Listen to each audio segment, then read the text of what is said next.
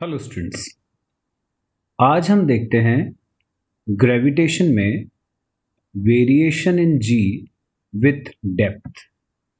मतलब इसमें अपन ये देखेंगे कि यदि हम अर्थ की सरफेस से अंदर की तरफ चले जाते हैं कुछ डेप्थ पे, तो जी की वैल्यू में क्या चेंज होता है, एक्सेलरेशन ड्यू टू ग्रेविटी में क्या चेंज आता है। सपोज हम पहले अर्थ की सरफेस पे हैं और फिर वहां से हम अंदर चले जाते हैं। जब हम अर्थ की सरफेस पे हैं तब एक्सेलरेशन ड्यू टू ग्रेविटी की वैल्यू जी है।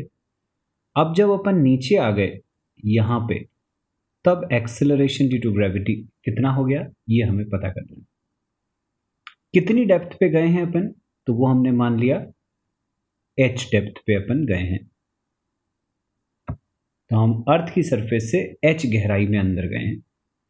जब अपन अर्थ की सरफेस पे हैं तब हम ये पूरे स्फीयर के ऊपर हैं जिसका रेडियस है कैपिटल आर। लेकिन जब हम अर्थ की सरफेस से अंदर चले गए तो हम इस स्फीयर के ऊपर आ गए, इस स्फीयर के ऊपर आ गए जिसका रेडियस अब आर नहीं बचा, जिसका रेडियस बचा आर माइनस एच। जब पहले हम अर्थ की सरफेस पे थे तो एक्सेलरेशन ड्यू टू ग्रेविटी की वैल्यू हम जानते हैं g equal to G M upon R square होती है। सपोज अर्थ की डेंसिटी है d, तो डेंसिटी होता है मास अपॉन वॉल्यूम। वहां से मास की वैल्यू आ गई वॉल्यूम इंटू डेंसिटी। v की जगह रख दिया अपन ने अर्थ मतलब स्फीयर, स्फीयर का volume 4/3 pi R cube D ऐसे ही। ये m की वैल्यू आ गई। ये जो m की वैल्यू आ गई इसको अपन ने g वाले फॉर्मूले में m की जगह पर यहां सब्सटीट्यूट किया m की जगह।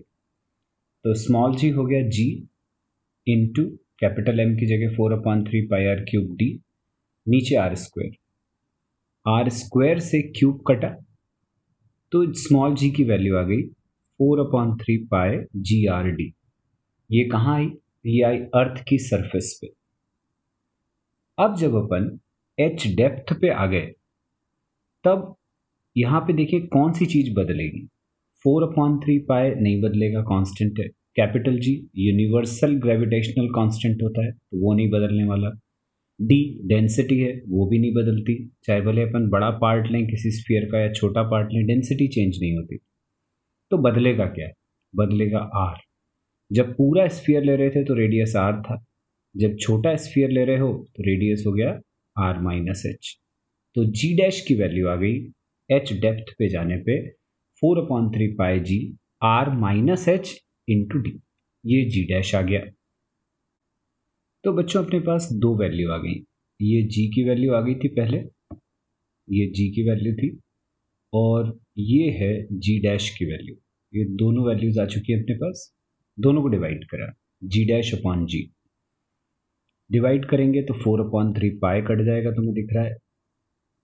कैपिटल जी कट जाएगा, डी कट जाएगा, तो बचा R minus H upon R. ये बचा, अपॉन वाले आर को अलग अलग लिख लिया दिया अपन ने, तो R upon R minus H upon R, तो ये बचेगा 1 माइनस एच अपॉन आर। अब यहाँ लेफ्ट हैंड साइड में जो नीचे जी है ये वाला, इसको हम क्रॉस मल्टीप्लाई कर दें तो जी डैश का फॉर्मूला बन गया G into 1 minus H upon R. ये हो गया acceleration due to gravity at depth h below the earth surface. मतलब अर्थ की सरफेस से h डेप्थ पे जाने पर एक्सेलरेशन ड्यू टू ग्रेविटी की वैल्यू इतनी होती है। यदि तुम इसे ब्रैकेट खोलोगे तो तुम्हें दिख रहा है g minus G H upon R आएगा, मतलब स्मॉल g में से कुछ माइनस हो रहा है। मतलब ऑब्वियस सी बात है कि एक्सेलरेशन ड्यू टू ग्रेविटी की वैल्यू कम हो जाएगी। तो अर्थ की सरफेस से जब अपन ऊपर गए थे तब भी एक्सेलरेशन ड्यू टू ग्रेविटी कम हुआ था, अर्थ की सरफेस से जब डेप्थ पे जाते हैं तब भी एक्सेलरेशन ड्यू टू ग्रेविटी कम होता है। मतलब ये मैक्सिमम कहाँ पर होता है, तो ये मैक्सिमम होता है अर्थ की सरफेस पे, जिसकी वैल्यू होती है 9.8 मीटर पर सेकेंड स्क्वायर। उससे ऊपर जाने पे भी डिक्रीज होता है, नीचे जाने पे भी डिक्रीज होता है। अब सपोज यदि अपन नीचे जाते जाते अर्थ के सेंटर पर पहुंच गए, यदि हम अर्थ के सेंटर पे पहुंचे, मतलब ये हुआ कि अपन ने यहाँ से स्टार्ट किया और यहाँ से चल के अपन यहाँ तक आ गए अर्थ के सेंटर पे। यदि हम अर्थ के सेंटर पर आ गए, इसका मतलब ये होगा कि ये जो एच पहले इतना था वो अब अर्थ के रेडियस के बराबर, अर्थ के रेडियस के बराबर हो जाएगा। मतलब एच इक्वल टू हो जाएगा आर के। तो जैसे हमने देखा कि at the centre of the earth H equal to R हो जाता है। अब ये जो एच की वैल्यू आ गई इक्वल टू आर, उसको जो अपन ने यहाँ फॉर्मूला बनाया था इसमें एच की जगह सब्सटीट्यूट कर देंगे। तो G dash is equal to हो जाएगा G 1 minus R upon R, R R cancel, बचेगा 1 माइनस 1, 0, 0 इंटू जी 0। तो एक इंपॉर्टेंट चीज हमें क्या पता चली, हमें ये पता चल गया कि acceleration due to gravity at the centre of the earth is 0। मतलब ये कि यदि अपन अर्थ की सरफेस से अंदर की तरफ जाते हैं, किसी डेप्थ पे जाते हैं, तो एक्सेलरेशन ड्यू टू ग्रेविटी कम होता है, और जैसे जैसे अपन अर्थ के सेंटर पे पहुंच जाते हैं एक्सेलरेशन ड्यू टू ग्रेविटी की वैल्यू 0 हो जाती है। नेक्स्ट टॉपिक है बच्चों ग्रेविटेशनल पोटेंशियल। सबसे पहले इसकी डेफिनेशन देखें। It is equal to the work done in bringing a body of unit mass from infinity to a point in the gravitational field. मतलब कि एक यूनिट मास की बॉडी है, यूनिट मास मतलब जिसका मास 1 होता है। इस बॉडी को अपन इंफिनिटी से, इंफिनिटी मतलब ग्रेविटेशनल फील्ड के बाहर से, जब अर्थ की ग्रेविटेशनल फील्ड में लेकर आते हैं। ग्रेविटेशनल फील्ड का मतलब क्या, जहां तक अर्थ का इफेक्ट, जहां तक अर्थ का इन्फ्लुएंस बना रहता है, जहां तक अर्थ बॉडी को अपनी तरफ खींच सकती है, उतनी स्पेस को अपन बोलते हैं ग्रेविटेशनल फील्ड। तो सपोज यदि कोई बॉडी अपन इन्फिनिटी से, इन्फिनिटी मतलब जहां पर अर्थ का ग्रेविटेशनल फील्ड प्रेजेंट नहीं है, वहां से यदि अपन अर्थ की ग्रेविटेशनल फील्ड में अंदर लेकर आते हैं, तो उस प्रोसेस में अपन इस यूनिट मास की बॉडी के ऊपर जितना भी वर्क करते हैं उसको अपन बोलते हैं ग्रेविटेशनल पोटेंशियल। तो सपोज एक बॉडी है यूनिट मास की, जो कहां लाई कर रही है, यहां इन्फिनिटी पे लाई कर रही है। हम इसको इन्फिनिटी से कहां ले जा रहे हैं, हम इसको इन्फिनिटी से इस पॉइंट पी तक लेकर आ रहे हैं। अब इन्फिनिटी से पी तक के रास्ते में सपोज ये बॉडी 2 पॉइंट ए और बी से पास करती है, ए और बी से, जिनके बीच का डिस्टेंस है dx। ए पॉइंट का जो डिस्टेंस है from the centre of the अर्थ वो x है, ए का distance from the centre of the earth x है। जब ये बॉडी ए पर होगी तो उसके ऊपर फोर्स कितना लगेगा वो देखें। तो F का फॉर्मूला हमें पता है, gm1m2 अपॉन आर स्क्वायर होता है। m1 की जगह तो अर्थ का मास हो गया कैपिटल M, m2 की जगह बॉडी का मास, अब बॉडी यूनिट मास की थी तो उसका मास 1 हो गया। तो g into capital M into 1 upon x square, ये फोर्स की वैल्यू आ गई। अब हम A से B तक का जो बॉडी का डिस्प्लेसमेंट है dx, उसमें कितना वर्क हुआ वो निकालें। तो वर्क होता है फोर्स इंटू डिस्प्लेसमेंट। फोर्स हमने लिखा gm upon x square into displacement था बॉडी का dx। तो A से B तक किया गया वर्क हो गया gm upon x square into dx। ये A से B तक का वर्क हुआ, ये छोटा सा वर्क है। अब टोटल वर्क निकालना है। टोटल वर्क कहां से कहां तक का, इन्फिनिटी से पॉइंट P तक का। तो टोटल वर्क के लिए अपन इसको इंटीग्रेट कर देंगे। जब भी अपन को कोई छोटे से बड़ी वैल्यू निकालनी है तो इंटीग्रेट करेंगे। तो इंटीग्रेशन करा gm upon x square dx का। लिमिट क्या कैसे रखेंगे, लिमिट ये देखते हुए रखते हैं कि अपन बॉडी को कहां से कहां ले जा रहे हैं। हम बॉडी को इन्फिनिटी से पॉइंट P तक ला रहे थे, तो लोअर लिमिट हो गई इन्फिनिटी जहां से ला रहे हैं, और जो उसकी फाइनल पोजीशन है पॉइंट P, जिसका डिस्टेंस अर्थ के सेंटर से r है, ये डिस्टेंस r है, ये हो गई हमारी अपर लिमिट। तो initial position infinity, final position r, ये अपनी लोअर और अपर लिमिट्स बन गई। अब इसका इंटीग्रेशन करना है। तो जो अपॉन वाला एक्स स्क्वायर था उसको अपन ने ऊपर ले आया इंटीग्रेशन में, इंटीग्रेशन में कांस्टेंट बाहर हो जाता है, तो हमने जीएम को बाहर कर लिया। X to the power N का इंटीग्रेशन होता है X to the power N plus one upon N plus one, तो x to the power minus two का इंटीग्रेशन हो गया x to the power minus two plus one, मतलब minus one upon minus one. Limit है infinity से R. जो minus दिख रहा है नीचे उसको हमने बाहर निकाल लिया, माइनस जी एम हो गया। जो एक्स की पावर माइनस वन है उसको हमने अपॉन में ले गए, तो वो हो गया वन अपॉन एक्स। लिमिट है इन्फिनिटी से आर। अब हमने लिमिट सब्सटीट्यूट करी, तो ये x की जगह पर रखा पहले अपर लिमिट r और फिर lower limit infinity. One upon infinity होता है जीरो, तो बचा क्या, सिर्फ minus G M into bracket के अंदर वन अपॉन आर, मतलब ये हो गया minus G M upon R. ये आ गया वर्क डन। एक यूनिट मास की बॉडी को हम इन्फिनिटी से पॉइंट पी तक लेकर आए, उस प्रोसेस में किया गया वर्क इतना हो गया। ये जो वर्क होता है इसी को ही हमने डेफिनेशन में पढ़ा था, ग्रेविटेशनल पोटेंशियल कहते हैं। तो ये निकल आया अपना ग्रेविटेशनल पोटेंशियल, इसको V से डिनोट करते हैं। तो ग्रेविटेशनल पोटेंशियल का फॉर्मूला हो गया V equal to minus G M upon R. अब बच्चों, अपन ने जो अभी बॉडी ली थी वो कैसी थी, यूनिट मास की थी, मतलब वन की थी। यदि मान लो बॉडी वन मास की जगह पर, वन केजी की जगह पर यदि एम केजी की हुई, तो वन केजी के लिए वर्क डन अपन ने निकाला minus G M upon R, तो एम केजी के लिए कितना हो जाएगा, minus G M upon R into small M. ये जो वर्क डन होता है इसको हम बोलते हैं ग्रेविटेशनल पोटेंशियल एनर्जी। तो ये जो वर्क आ गया ये कहलाता है ग्रेविटेशनल पोटेंशियल एनर्जी। तो सिंपल है, दोनों में एक जरा सा डिफरेंस है। यदि बॉडी यूनिट मास की है तो किया गया वर्क ग्रेविटेशनल पोटेंशियल कहलाता है, और बॉडी का मास यदि यूनिट नहीं है, वन नहीं है, उसके अलावा कुछ भी है, तो फिर उसी वर्क को अपन ग्रेविटेशनल पोटेंशियल एनर्जी कहते हैं। नेक्स्ट टॉपिक है बच्चों ऑर्बिटल वेलोसिटी। जैसे कि नाम से ही पता चल रहा है, ऑर्बिटल वेलोसिटी मतलब ऑर्बिट में वेलोसिटी।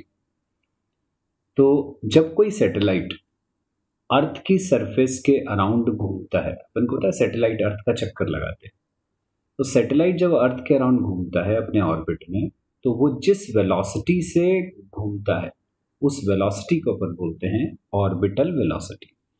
मतलब सैटेलाइट की अपने ऑर्बिट में जो वेलोसिटी होती है उसको अपन बोलते हैं ऑर्बिटल वेलोसिटी। सपोज सैटेलाइट का मास स्मॉल एम है, वो अपने जिस ऑर्बिट में घूम रहा है उसका रेडियस स्मॉल आर है, और अर्थ का मास कैपिटल एम है।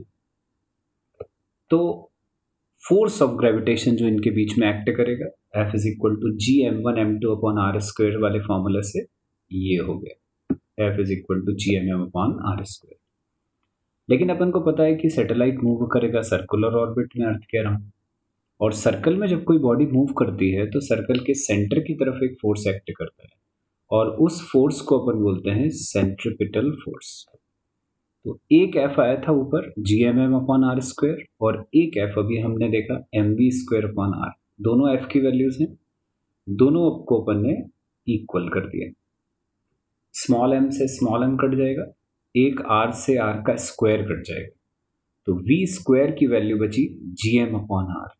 ये आ गया अपना वी स्क्वायर। रूट लेंगे तो वी आ गया under root G M upon R, ये वी की वैल्यू आ गई। लेकिन अपन जानते हैं कि acceleration due to gravity G का फॉर्मूला होता है G M upon R square. वहां से क्रॉस मल्टीप्लाई करके अपन ने जी एम निकाला तो वो हो जाएगा जी आर स्क्वायर। ये जो जी एम की वैल्यू आ गई जी आर स्क्वायर, इसको हम जी एम की जगह पर यहां सब्सटीट्यूट कर देते हैं जी एम की जगह, तो v आ गया under root G R square, नीचे एक आर पहले से ही था, तो v की वैल्यू आ गई अंडर रूट जी आर। यहाँ पर g जो है ये है एक्सेलरेशन ड्यू टू ग्रेविटी, और स्मॉल r जो है ये है ऑर्बिट का रेडियस। तो ये वेलोसिटी की वैल्यू आ गई अंडर रूट जी आर। ये जो ऑर्बिटल वेलोसिटी आई है इसी को अपन डिनोट करते हैं वी ओ से, ऑर्बिटल वेलोसिटी को वी ओ से। तो जहां पर अपन ने v लिखा था हम उसकी जगह पर vo लिख सकते हैं। तो ये बन गया अपना vo का formula under root G R. ये अपन को पता करना था, निकल आया। एस्केप वेलोसिटी, एस्केप वेलोसिटी, इसका मतलब होता है वो मिनिमम वेलोसिटी जिससे अपन किसी बॉडी को प्रोजेक्ट करें, मतलब अर्थ की सरफेस से किसी बॉडी को अपन फेंकें, ऐसी स्पीड से फेंकना है कि वो बॉडी दोबारा अर्थ की सरफेस पे वापस ना आए। अब वो अर्थ की सरफेस पे वापस कब नहीं आएगी? तो तब नहीं आएगी जब वो अर्थ की ग्रेविटेशनल फील्ड से बाहर चली जाती है, एस्केप कर जाती है। इसीलिए अपन इसको बोलते हैं एस्केप वेलोसिटी, मतलब वो वेलोसिटी जिससे किसी बॉडी को फेंकने पर वो अर्थ की ग्रेविटेशनल फील्ड के बाहर चली जाए, उसको अपन बोलते हैं एस्केप वेलोसिटी। इसका मतलब हमें किसी बॉडी को अर्थ की सरफेस से इन्फिनिटी तक भेजना है, तो जिस वेलोसिटी से अपन उसको फेंकें वो एस्केप वेलोसिटी कहलाएगी। मान लिया अपन ने कि एक बॉडी है, उसको अर्थ की सरफेस से अपन इन्फिनिटी पे भेजते हैं। अर्थ की सरफेस से इन्फिनिटी पे जाते समय वो 2 पॉइंट से गुजरती है, ए और बी, जिनके बीच का डिस्टेंस है dx। जब ये बॉडी ए पे थी तब इसके ऊपर फोर्स एक्ट करेगा। ए का अर्थ के सेंटर से अपन ने डिस्टेंस x माना है, तो जब ये ए पे रही तब उसके ऊपर फोर्स एक्ट करेगा। Gm1m2 अपॉन आर स्क्वायर से हमने निकाला, तो वो फोर्स हो जाएगा G into capital M into small m upon x square. ये उसके ऊपर फोर्स एक्ट कर रहा है। कब? जब ये बॉडी ए पर है। अब जब इसका डिस्प्लेसमेंट हुआ ए से बी तक, तब इसके ऊपर कुछ वर्क करना पड़ा। वो वर्क का फॉर्मूला फोर्स इंटू डिस्प्लेसमेंट होता है, तो ये आ गया F इंटू डी एक्स। लेकिन तुम्हें एक सामने माइनस दिख रहा है। माइनस क्यों आ रहा है? माइनस इसलिए आ रहा है क्योंकि बॉडी ऊपर की तरफ जा रही है, जबकि फोर्स ऑफ ग्रेविटेशन इसको नीचे की तरफ खींच रहा था, अर्थ इसको अपनी तरफ खींच रही थी। ये अर्थ की ग्रेविटी के अगेंस्ट जा रही है, वो जो अगेंस्ट जा रही है इसीलिए माइनस आता है। एफ की वैल्यू जो हमने ऊपर निकाली थी वो रख दी, तो डी डब्ल्यू आ गया minus G M M upon x square into D x. ये डी डब्ल्यू की वैल्यू आ गई। ये आया छोटा सा वर्क, सिर्फ कहाँ से कहाँ तक का? ए से बी तक का। अब हमको निकालना है टोटल वर्क। तो टोटल वर्क निकालने के लिए अपन इसका इंटीग्रेशन करेंगे। जब भी छोटे से बड़ा वर्क निकालना होता है तो इंटीग्रेशन करते हैं। लिमिट रखेंगे। लिमिट क्या बताएगी कि बॉडी कहाँ से कहाँ जा रही है। तो बॉडी को अपन ले कहाँ गए थे? बॉडी को हम अर्थ की सरफेस से इन्फिनिटी तक, यहां तक लेकर आए। इसका मतलब उसकी जो इनिशियल पोजीशन है वो है अर्थ की सरफेस पे, जहां पे डिस्टेंस होता है अर्थ का रेडियस कैपिटल आर, और फाइनल जो उसकी पोजीशन है वो है इन्फिनिटी। तो लिमिट हो गई आर से इन्फिनिटी। ऐसे हमने लिमिट डिसाइड कर ली। जो एक्स स्क्वायर अपॉन में था उसको हम ऊपर ले गए, तो ये हो गया x to the power -2 dx। अब हमें इसका इंटीग्रेशन करना है। इंटीग्रेट करते हैं। अब एक्स टू द पावर -2 है, GMM तो बाहर हो गया। X to the power n का integration, x to the power n+1 upon n+1, तो x to the power -2+1 upon -2+1, तो आ गया x to the power -1 upon -1, limit r से इन्फिनिटी। जो ब्रैकेट के अंदर माइनस आ रहा है, इस माइनस से बाहर वाला एक माइनस कट जाएगा। ये जो अंदर वाला माइनस है उससे ये बाहर वाला माइनस कट जाएगा, तो अंदर बचा 1 एक्स टू द पावर -1, उसको 1 अपॉन एक्स लिख लिया। अब लिमिट रखी, एक्स की जगह इन्फिनिटी, तो 1 upon infinity minus 1 upon r, ऐसा आ गया। 1 अपॉन इन्फिनिटी होता है 0, तो वर्क डन कितना आ गया? 0 माइनस 1 अपॉन आर अंदर आया ब्रैकेट में, मतलब -1 अपॉन आर, बाहर GMM से मल्टीप्लाई हुआ, तो ये आ गया अपना -GMM अपॉन आर। ये वर्क डन निकल आया। अब एक थ्योरम होती है जिसको हम बोलते हैं work energy theorem. Work energy theorem ये कहती है कि किसी भी बॉडी के ऊपर अपन जितना वर्क करते हैं वो उसकी काइनेटिक एनर्जी में चेंज के बराबर होता है। वर्क डन होता है चेंज इन काइनेटिक एनर्जी, मतलब अपन W को लिख सकते हैं change in kinetic energy, delta के मतलब KF minus KI, final kinetic energy minus initial kinetic energy. अब बॉडी की इनिशियल पोजीशन कहाँ थी? अर्थ की सरफेस पे। वहां से यदि मान लो अपन ने उसको VE वेलोसिटी से फेंका, तो उसकी इनिशियल काइनेटिक एनर्जी तो हाफ mVE² हो गई, जहां VE उसकी इनिशियल वेलोसिटी। बॉडी गई कहाँ? बॉडी गई इन्फिनिटी पे। ठीक है, अर्थ की सरफेस से इसको अपन को इन्फिनिटी पे भेजना था। इन्फिनिटी पे जाके उसकी वेलोसिटी 0 हो जाती है। इसका मतलब के एफ हो गया 0, के आई था half M minus half M V E square, ये बच गया अपना। तो W की वैल्यू चेंज इन काइनेटिक एनर्जी वाले कंसेप्ट से ये आ गई, लेकिन एक W अपन पहले ही निकाल चुके थे, तो एक W ये और एक W ऊपर वाला, एक W ये वाला और एक W जो अपन ने इंटीग्रेशन से निकाला था ये, इन दोनों W को इक्वल कर दिया। तो ये दोनों को इक्वल कर दिया हमने, दोनों वर्क डन की वैल्यूज थी, दोनों को आपस में अपन ने इक्वल कर दिया। इक्वल करने पे माइनस से माइनस कट जाएगा, स्मॉल एम से स्मॉल एम कट जाएगा, तो वी स्क्वायर की वैल्यू आ गई 2gm/r, जिसका रूट लिया तो वी आ गया √2gm/r। लेकिन हम जानते हैं शुरू से अपन फॉर्मूला यूज कर रहे हैं, स्मॉल g होता है gm/r², gm हो जाएगा gr²। ये जो gm की वैल्यू आई इसको अपन gm की जगह यहाँ पर रूट में सब्स्टिट्यूट करेंगे gm की जगह, तो ये आ गया 2gr², gm की जगह रखा gr², नीचे एक r पहले से ही था, एक r से एक r कट जाएगा, ये हो गया √2gr। अच्छा देखो स्मॉल g आ रहा है, ये अपन को पता है, ये होता है 9.8 मीटर पर सेकेंड स्क्वायर। कैपिटल R होता है अर्थ का रेडियस, अर्थ का रेडियस होता है 6400 किलोमीटर। तो यदि अपन 2 × 9.8 × 6400 किलोमीटर है, उसको मीटर में बदलेंगे तो इंटू 1000 करें और उसका रूट लें, तो ये वैल्यू आती है 11200, 11200 आ रही है मीटर पर सेकेंड, इसको 1000 से डिवाइड करा तो ये आ रही है 11.2 किलोमीटर पर सेकेंड। ये होती है एस्केप वेलोसिटी की value from the earth surface. इसका मतलब कि यदि तुम अर्थ की सरफेस से किसी बॉडी को इतनी तेजी से फेंको कि वो एक सेकेंड में 11.2 किलोमीटर दूर चली जाए, तो ऐसी बॉडी अर्थ की सरफेस पे फिर कभी वापस नहीं आएगी, वो अर्थ के ग्रेविटेशनल पुल को एस्केप कर जाएगी, इसीलिए अपन इसको एस्केप वेलोसिटी कहते हैं।